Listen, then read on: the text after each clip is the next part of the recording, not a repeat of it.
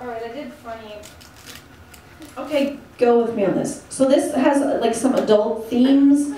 Once I get, if there's like kids, just know that. Once I get into the poem, if they're young, they probably won't understand what it's about. But do you remember a few years ago, there was that news story about that guy in Enumclaw, Washington on the horse farm? Do you know what I'm talking about? Yeah. Okay. There's this bestiality farm, basically. That's right. You know? Okay. There's like, let's quick story. Guy went to a bestiality farm where the people got videotaped having sex with animals. He was having sex with a horse, and the horse broke through its restraints, and he died from internal rupturing because horse penises are really big. There's a documentary.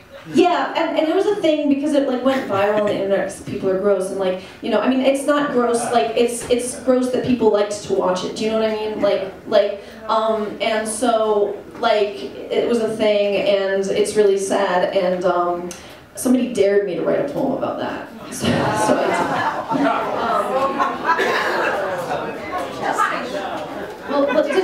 just see. I'll do something different after, you know.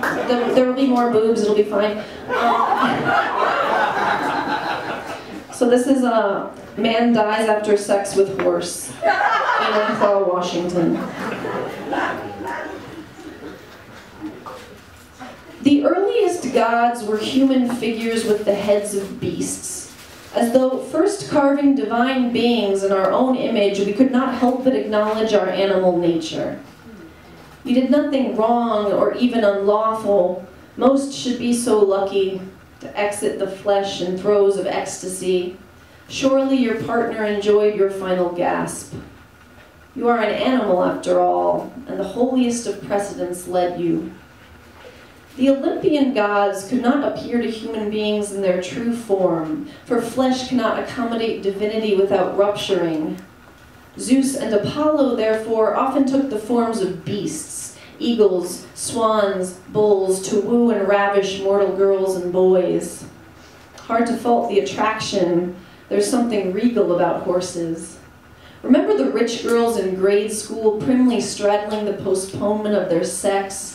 Remember the quivering of the oil's slick shank? Did you ever see that play Equus? It lays this out so clearly. If you had lived to walk home that night, would you have played Oedipus, putting out your own eyes? Hubris was always the thing separating us from the animals. Outside of Apollo's oracle at Delphi, carvings warn mortals, know thyself. But the Greeks did not mean look inward or go to psychotherapy. A more accurate translation of this inscription is know your place. You are not a god, you are a human. Your handmade rope tricks held that spirited beauty for only so long before surge of lust forced him free to fill up your guts with his aching. Humans always believe they can control nature. It's why we created gods. So we may envision our simian limbs manipulating the moon and the stars and the earth.